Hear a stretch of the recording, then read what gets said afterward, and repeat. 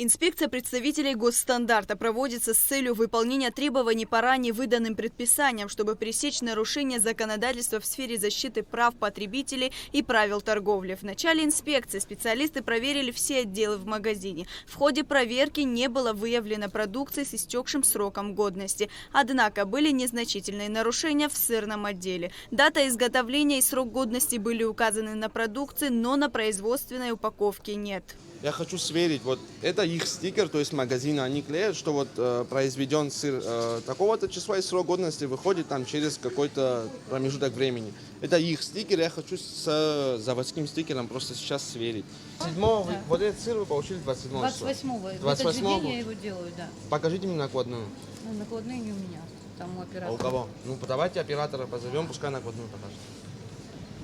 Такая же проблема была и в рыбном отделе. Из-за того, что работники магазина не сохранили упаковку производителя, инспектора не смогли установить, соответствует ли указанный на продукции срок годности заводскому. Рыба в продаже, она замороженная. То есть нам нужно узнать ее срок годности. Опять же, здесь то же самое, что в том холодильнике срок годности стоит. Магазин его ставит.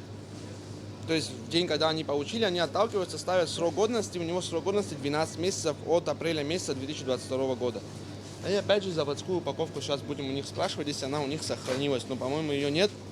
Маркировка сделана с администрацией самого магазина. Да. Но у них при этом должно по всей расфасованной продукции у них должны быть коробки, в которых они пришли, чтобы сравнить. Нам нужно установить, правильно, просрочено это или нет, мы не можем утверждать. Когда люди предоставят нам упаковку саму, на которой будет родной срок годности, мы будем сопоставлять это уже непосредственно со сроком годности на этикетке, которая клеится самой администрацией этого магазина. Также были выявлены нарушения в колбасном отделе. На сосисках отсутствовала соответствующая маркировка. Просто хотя бы стикер наклеить, когда у вас скрыта данная. Вы же на развес ее продаете, да.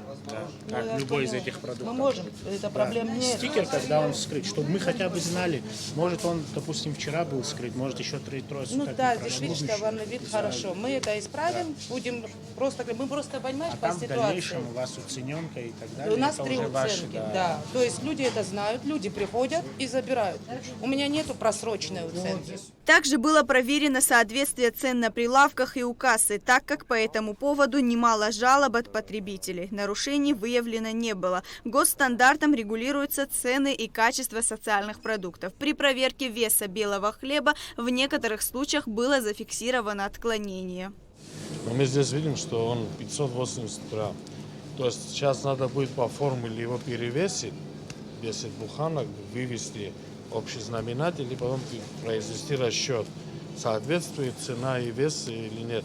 Сейчас мы это проведем, и потом, если какие-то вопросы будут, уже только к изготовителю будут вопросы, и в том числе и несут ответственность объект, который реализует по такой цене данный объект, если есть нарушение. В ходе проверки выяснилось, что весы, на которых взвешивали хлеб, не прошли ежегодную госпроверку. Этот факт был зафиксирован. Также в торговом зале не было контрольных весов для потребителей. В таких больших гастрономах должны стоять отдельно весы отдельно для потребителей, чтобы потребитель сам до того, как пришел к кассе, расплатиться за тот или иной продукт, сам мог перевесить и проверить ту или иную продукцию на вес. И эти весы тоже должны проходить госпроверку ежегодно. Затем инспектора проверили склад. Здесь также были выявлены некоторые нарушения. Вот то, что продукты прямо на полу лежат, когда они должны быть на поддоне, или на стеллажах, или на деревянных поддонах. Это такое нарушение тоже. Так, сроки нормально. Температурный режим сохраняется. И санитарное состояние тоже удовлетворит. Итоги инспекционной проверки в супермаркете «Сухум» подвел начальник отдела потребительского надзора госстандарта Георгий Тарба. Мы проводили здесь в апреле месяце проверки, были выявлены небольшие факты, выдали предписание на устранение. На сегодняшний день ситуация в общем улучшилась. Мы уже на сегодняшний день практически не выявлена просроченная продукция. Есть вопросы опять-таки по маркировке, по ценникам. Не на всех продуктах установлены опять цены. Мы сейчас еще раз выдадим им предписание и в течение немедленно, чтобы они устранили. Даже сегодня эти недостатки. Есть вопросы по весоизмерительным приборам.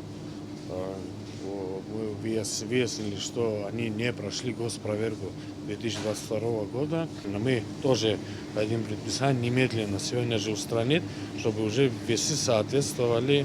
Мы не знаем на сегодняшний день, какая у них погрешность при определении веса того или иного товара.